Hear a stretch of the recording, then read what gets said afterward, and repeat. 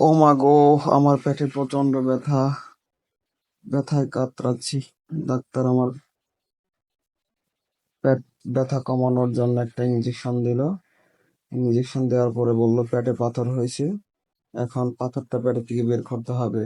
এই জন্য doctor operation শুরু করবে। তার আগে ভালোভাবে জীবাণুনাশক দিয়ে পরিষ্কার করলো, এখন সিজার করবে।